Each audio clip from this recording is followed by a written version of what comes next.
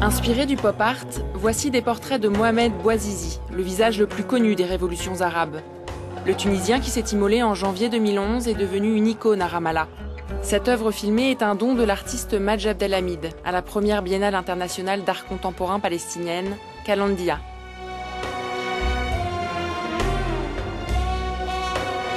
Des échos et des portraits de la révolution, des ombres fantomatiques et un film rétro dominent cette biennale palestinienne. Ce sont les esprits qui sont venus à nous depuis les ténèbres. Ce sont les âmes sacrifiées pour la liberté. Peut-être qu'elles sont ici comme des fantômes et que je peux les réveiller.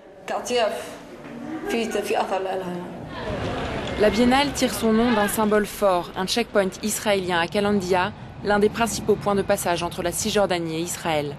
Installer les œuvres dans les villages reculés en Cisjordanie fut un challenge. Mais ça marche. Les gens affluent dans le village d'Abouain.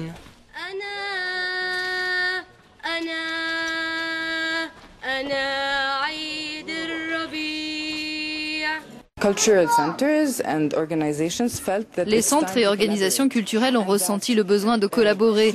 Sept institutions qui travaillent ensemble sont plus audibles. À côté de la scène internationale, c'est aussi pour regarder, impliquer, collaborer et faire participer une audience plus large dans les villages, les villes.